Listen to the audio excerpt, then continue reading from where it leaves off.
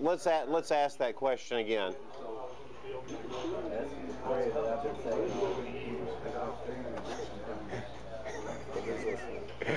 Everybody's listening.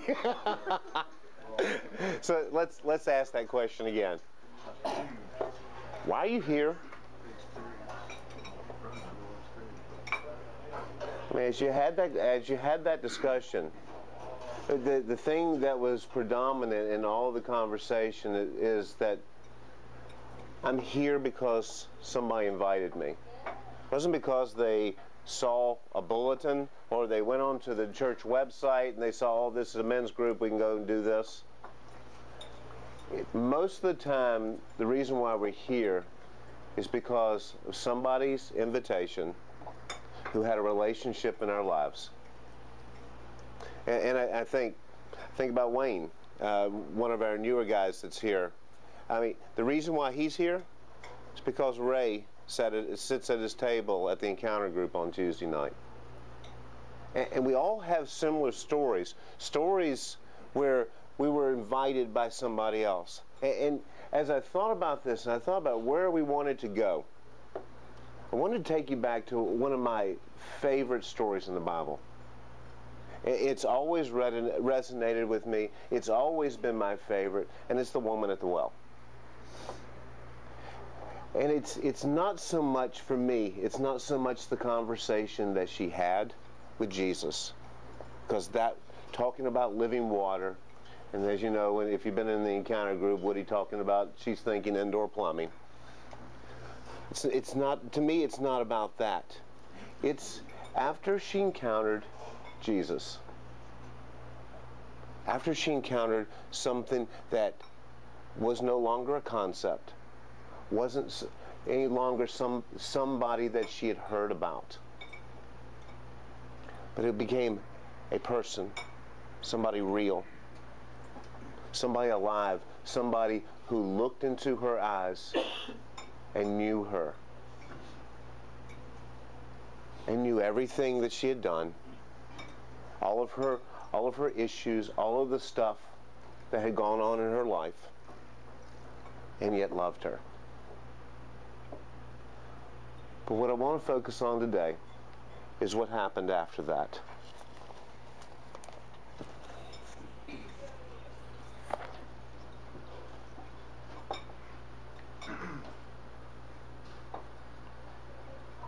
All right. After she had left Jesus, she went back into the town. And I got to figure out where that is. Yeah, no. All right. I know. And I keep fussing at everybody saying, you need to print this thing out, and I'm realizing I can't read this again. Yeah. It's bad is that I have bifocal contacts, and I still can't read this stuff. Oh, that's so much better. Anybody want to buy me a large? I'm going to bring one of those that they use in the old churches, about that big. Open it up.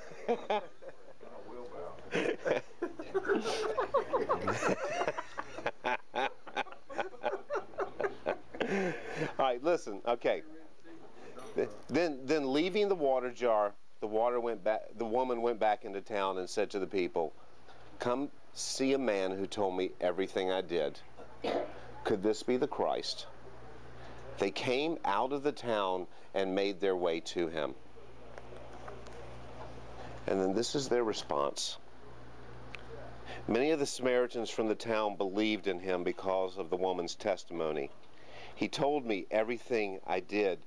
So when the Samaritans came to him, they urged him to stay with them, and he stayed 2 days, and because of his words, many more became believers. Then they said to the woman at the well, "We no longer believe just because of what you said. Now we have heard for ourselves, and we know that this man really is the Savior of the world." And I can't help but think, to me, that's the most compelling thing about us, about who we are. Because if you heard the stories around the table, it was about coming in here because of an invitation. It was about coming back because we felt loved and accepted. People who knew us, who knew our backgrounds, who knew all of our problems, all of our issues, because we just opened up at the table because for some reason we found this to be a safe place. For some reason we looked at the people's eyes that were around each one of the tables, and we really believed that they loved us and that they genuinely cared about us, that they didn't judge us for our past. And then we turned around and somebody invited somebody else in. So my question for you today is, what do you do with that? Who are the people in your life that are the unseen, the unknown, the unloved, the unheard, the uncared for?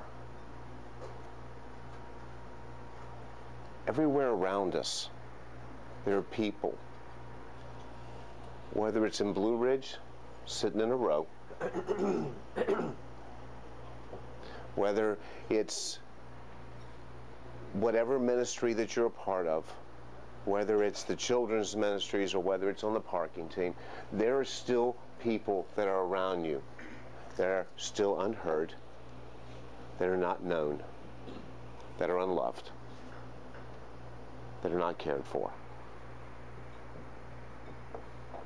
And yet we come to this place, and I know, if you feel like I feel, I have a genuine love for you guys, each and every one of you. For you to be known,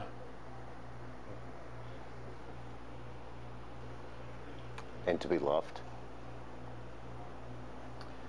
In spite of all of your issues, and all of my issues, and all of my problems, and all of my shortcomings,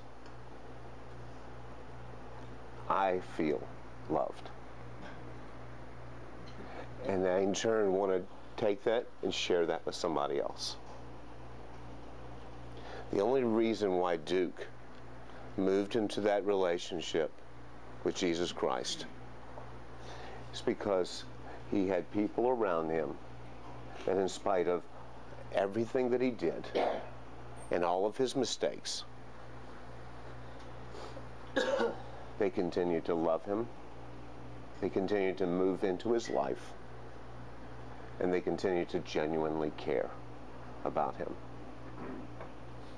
And if you think about us, we're all the same way. So what do we do with that? I want to give you a vision.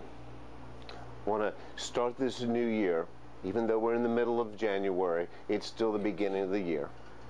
This is only our second time back since we took a couple-week break in December. I want to set a standard.